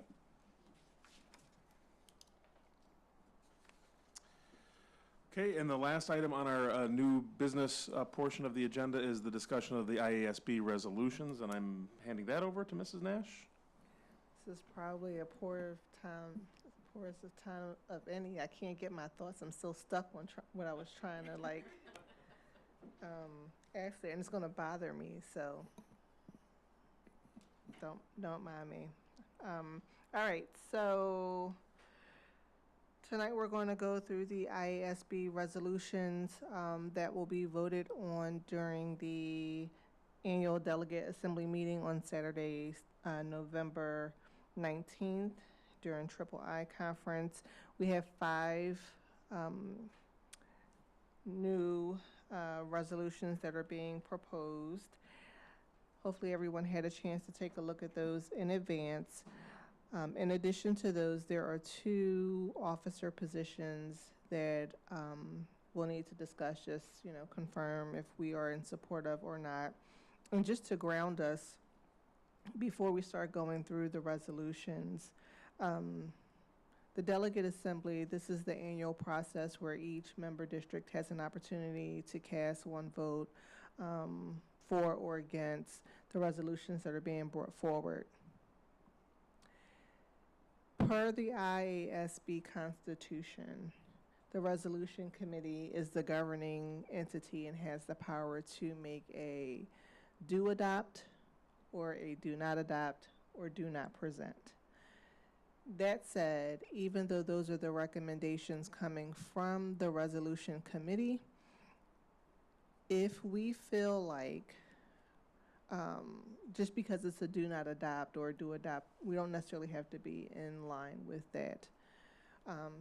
That's the first call out. The second call out is it's okay for us to potentially say, hey, this resolution may not be good for our community or our district, but we understand what the district that brought it forward is trying to accomplish, and we want to show allyship and throw our support behind it. So there's a couple times, where we may see that with these resolutions. And then the last thing is as it pertains to do not present, they're listed there for our own benefit, but we won't take up a vote or have discussion on them unless the board feels like we need to. All right, so shall we commence? Okay. So the first resolution is around industrial construction. And I'm just going to paraphrase. If you guys need to ask questions so we can like double click in, I'll do that. But for the sake of time and knowing that a pre-read went out, I won't exhaust us by reading the entire resolution.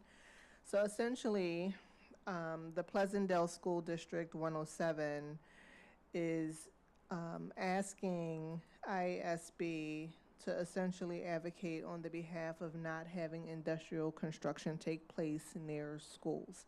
And they're citing environmental challenges in terms of health, air pollution, chemicals, contaminants, odors, et cetera, that can be impactful to the students, as well as just a safety issue with all the construction taking place round about the school area. So the resolution committee's position is a do not adopt on the basis of that's a localized issue. And so ISB is typically looking for issues that they can scale across all member districts. And they wouldn't want to put in place a resolution that could hamper a community's economy. So an example is maybe building the plastics factory next door to the school is the only place to build the plastics factory, and that's going to drive localized economy and tax dollars and revenue that could potentially aid and fund the school. So any questions or comments around industrial construction, the resolution being proposed?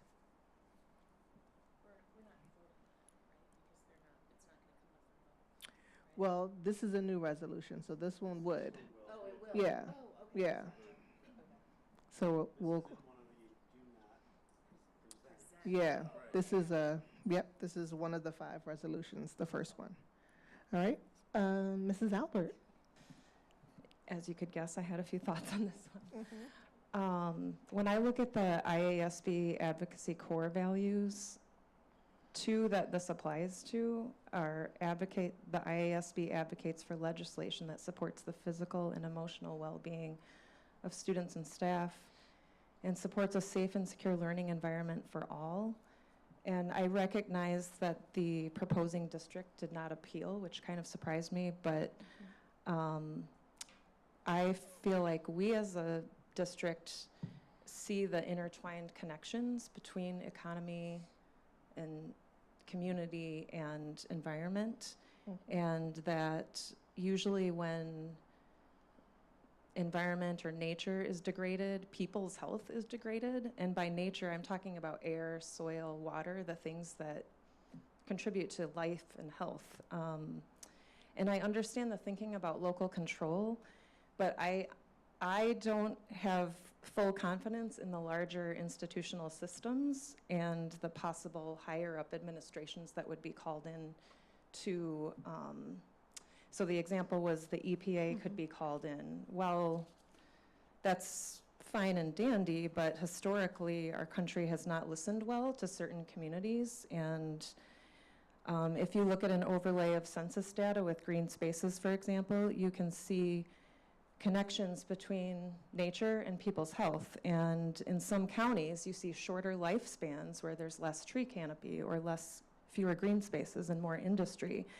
And wealthier communities can have the time and money to request investigation and thought by the community and other agencies or EPA, but smaller communities may not have such resources. So I feel pretty strongly that I will counter what the resolutions committee recommends. And I recognize that not everybody may agree with that. All right. Ms. Torquay? I actually I do agree with Mrs. Albert on this one. My read of this actually, and I'm always about governance here, but I actually think this restricts the school district's ability to create a safe and productive learning environment. And if they're not partners with the community businesses that are moving into the community, then what is the purpose of a school district's ability to partner with those partners, right? Yep. And so it seems to me like the resolutions committee on this one might be a little bit short-sighted in the larger goal of what a school district can do. They might be thinking too much of the dance floor and balcony analogy here, which I don't think applies, especially in the way that the world and the planet and the earth is evolving. This might be a logic for 50 years ago, and we should have been doing something, and now it's almost too late. And so I would actually concur with Mrs. Albert, and our position would be to Vote adopt, no. to adopt it. So, so our vote would be no. So Yes. because Yes. the resolution Correct, committee yes, is right, saying right, do right, not right, right. adopt. So if I'm we agreeing say with yes, Mrs. Albert. then Yeah, we're right. agreeing with do not adopt. So we have to say no. Okay.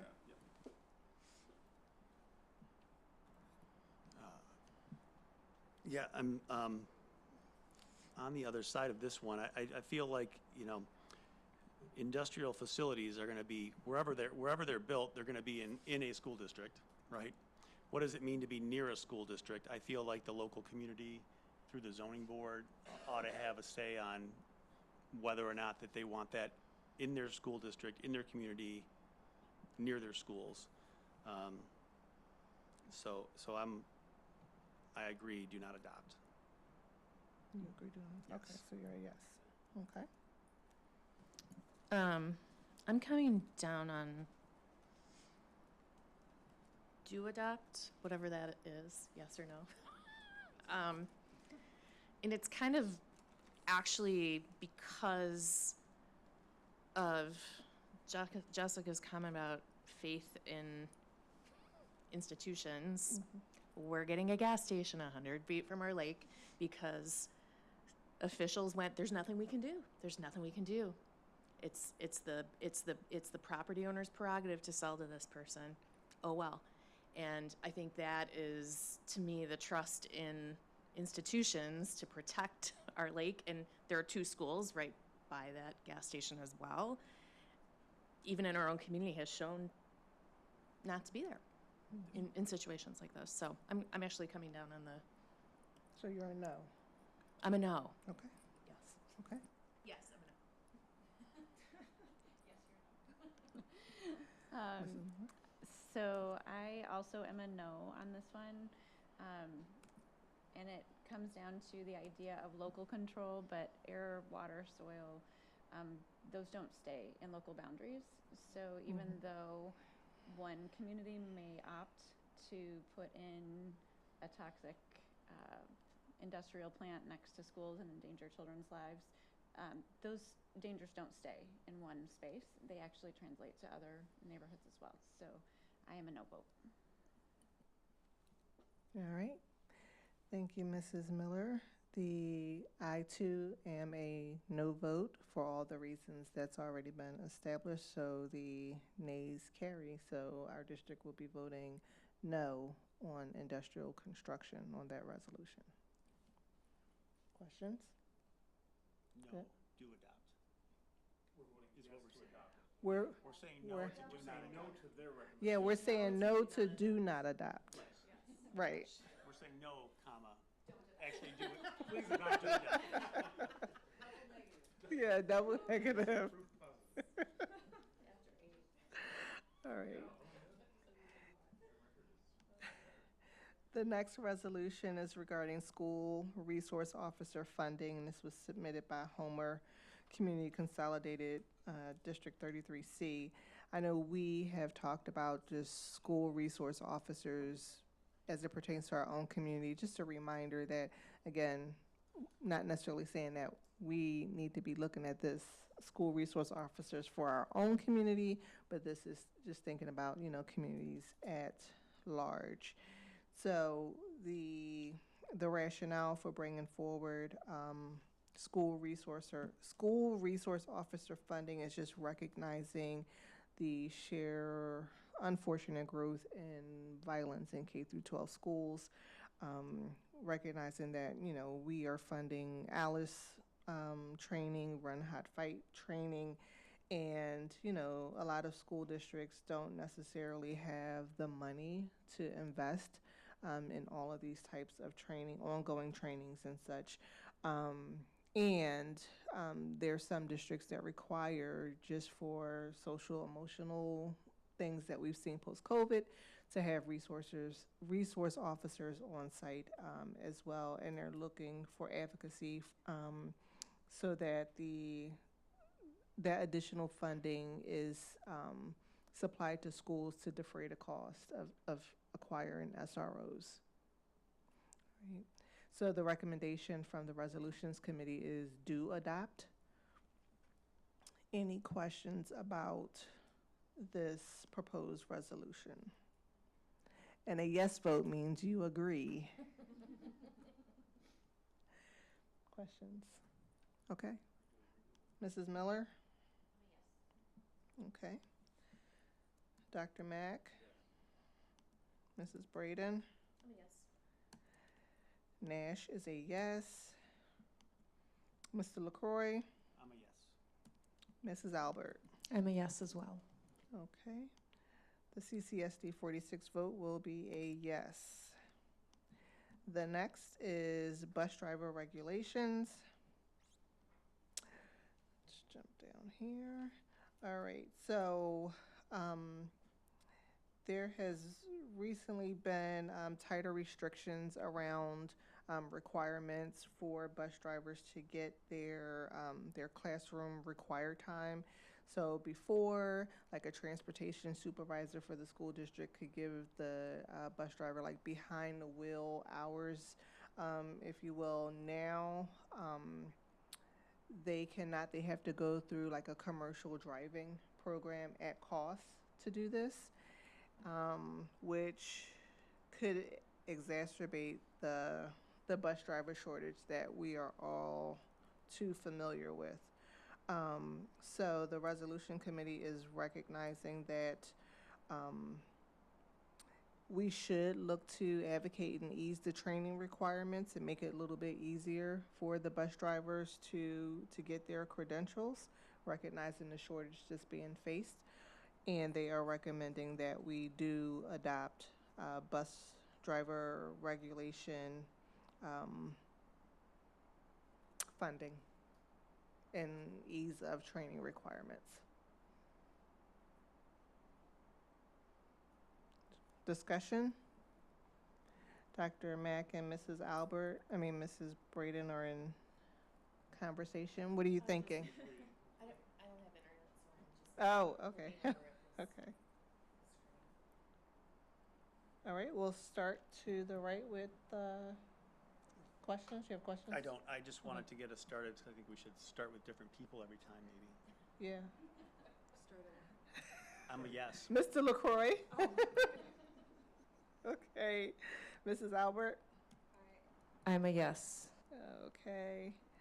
Nash is a yes. Mrs. Miller? All right. Mrs. Braden? I'm a yes. Dr. Mack? I'm a yes. Okay. Yeses carry through. We will be voting in the affirmative. The next is employment history review.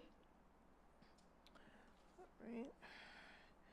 So this resolution is talking about the challenges that human resource professionals face in complying with FACE law and seeking a way to gain efficiencies and cost savings.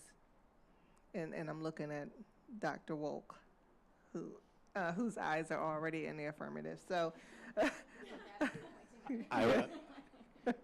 knowing the law and knowing what goes into this, what they're suggesting would not fulfill the requirements. So I would go with the committee recommendation to not adopt. To not adopt.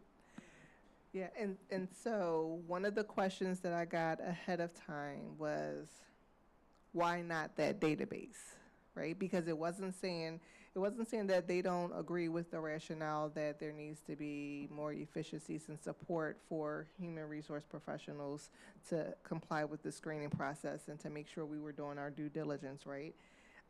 You know, that's not the sticky point. It's they didn't feel like the DCFS CANT system was the fitting database to use, but I was not able to get any additional clarity around why not that database. Okay, all right. I did have a theory, just because, you know, it sounds like they are connected with the FBI and Illinois State Police. So I think privacy may be like an overarching concern, that if you start opening up that database to districts, how are you protecting, you know, much more highly classified data than what we would need it for from an employment history review? But that's just my hypothesis. So if you'd like, I could go in a little bit more in depth. The EHR, an employment history review, we're required to send that out before employing a new staff member. That goes to previous school districts, and the school districts have to notify us whether there was a history of sexual misconduct. That does not mean a conviction. That means a history of, or an instance of. The CANTS form, the DCFS, the FBI, the ISP, Illinois State Police background checks run charges. So if you were charged with or convicted of something, not that there have been filings of sexual misconduct. Gotcha. Or reports of sexual misconduct. That's helpful. Thank you, Dr. Wolk. All right. Are we ready to vote? Okay. Mr. LaCroix? So, Yes, do not adopt. yeah, do not adopt, okay. Mrs. Miller? Okay. Mrs. Albert? Yes, do not adopt. Dr. Mack? We. Mrs. Braden? Yes, do not adopt. And Nash is also yes, do not adopt. So the yes carries for our district vote. And then the last resolution that's being brought forward is around alternative safe school funding.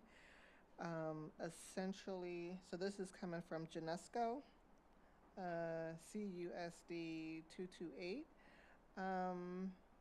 And this was around seeking, just recognizing that districts are seeing more challenges with student behavior, post-COVID, SEL issues, and was seeking just more funding and advocacy and resources around SEL support to deal with student behavior as a result of what we're seeing post-COVID.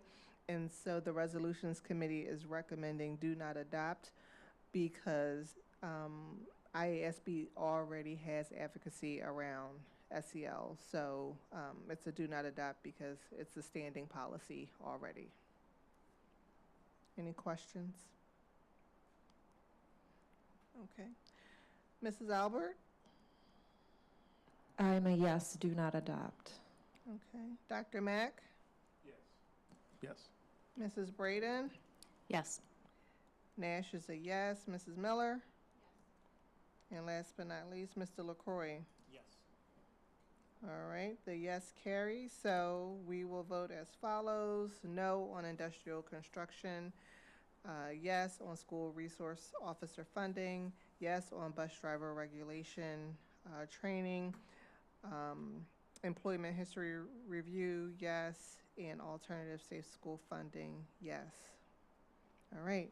Were there any questions or discussions that we needed to have around do not present, again, recognizing that these will not be voted on during the delegate assembly. But if we felt so inclined and we wanted to discuss and we wanted to raise something up during delegate assembly, we could make a motion from the floor if we so chose. Okay. Good. Well, that concludes our annual delegate assembly voting. Thank you. Thank you, Mrs. Nash. All right, that brings us to topics for future agenda items. As I drop my... Yes. The November 29th board meeting will start with a finance committee meeting. So before the board meeting is a 5 o'clock finance committee meeting, at which point there'll be a presentation of the audit and 5-year projection. Correct, Mr. Wildman? Yeah, got it. All right. Then at the meeting, we have the public hearing for the 2023 levy. Audit approval. We'll be doing a safety and security committee update, or safety and security update for you. And then, as agreed this evening, bringing forth the ballot question resolution. And then at, I believe it was the last board meeting, Mrs. Miller asked for a, I think it was at that meeting, a board workshop discussion. I listed it as a possibility on November 29th. It can be later. We haven't done any research as of yet as to what is available from the State Board of Education to bring somebody in to do some kind of a workshop, but wanted to know, do you want to have that discussion with kind of what's available in November or December or later? November would be good. Okay. So, right. I was just going to say it might be good coming off of the conference. Okay, great. We'll be ready for that. Okay, that's all I have for November 29th. I have more for the 13th of December. Anything anybody wanted to add for the 29th? Okay. December 13th, we're going to have... Excuse me, Dr. Glickman. Oh, yes. Isn't there a big one on the 29th that we just agreed upon tonight? Yes, and I did state it, but I'll say it again. The ballot question resolution. That's okay. Tamika forgot her question. Withdrawn. Sir. Mr. LaCroix, anything else? Actually, I do. I don't see the Finance Committee meeting on the 29th on my calendar. I do see policy committee meetings often on Google invites. Has that just not been scheduled yet? Hasn't been sent, so we'll be sending it out. Yeah. That's what I meant to say earlier. Absolutely. All right. And board, do you want Mrs. Walker to send that calendar invite for that meeting to just the people who have been officially volunteered and are on the committee, or do you want her to send it to all members of the board? For the finance? Okay, we'll send it to everyone. Thank you. All right, December 13th, we have members from Grays Lake Middle School coming to talk with you. That's the GMS reps like we had this evening from Park. And that means we'll also have some students sitting at the table. We'll be doing some IGAs related to reunification, correct, Mr. Wildman? On the 13th of December, are we bringing those? Yeah, yeah. And then the student fees discussion in December? For discussion. So remember, we bring this a number of times during the school year, and the first time we tend to do it in December. So we'll bring that. And then, Mrs. Nash, you had mentioned a desire to start a conversation about the IASB resolution delegate for the next conference. You wanted to kind of have that discussion in December. Is that correct? Okay, sound good? All right. And then I just wanted to mention that in January, I mentioned this earlier, we will be doing an assessment overview from Mrs. Gluck, along with possibly a science presentation, if it's ready. That's what I have right now. Okay. Okay, and we do have a closed session, right? Indeed, we do. Okay. Dr. Mack, excuse me. Go ahead. We had talked about doing a composting update and a refugee status update. Yep. Are those? So I have them, they are currently unscheduled on here, but we talk, well, actually, frankly, I do have them scheduled. I just don't have, I have another sheet. Hold on a second. I'll have to go back and look. But the composting will be after the February Conservation Committee meeting. So I think we might have scheduled it for March. I'd have to look. And the refugees, it's on here as intent, but I don't know when we're going to be doing it yet. Yeah, not forgotten, just not in the next few meetings. Do we have any public comments signed up over there on the list? I don't think so. Okay. All right. Okay, I need a motion to adjourn the meeting and enter into closed session. Do I need to read these little things over here? I'll make the motion. Which one am I reading tonight? Number 2? Correct. Okay, enter into closed session for collective negotiating matters between the public body and its employees or their representatives, or deliberations concerning salary schedules for one or more classes of employees, which is Illinois Code 5 ILCS 120/2C2. I need a motion. I will make the motion. I will second. Okay, we don't anticipate any other business after the closed session, so we will adjourn directly from there. LaCroix, Aye. Nash, Aye. Miller, Aye. Mack, Aye. Albert, Aye. and Braden. Aye. Okay, thank you, everybody. Have a good night.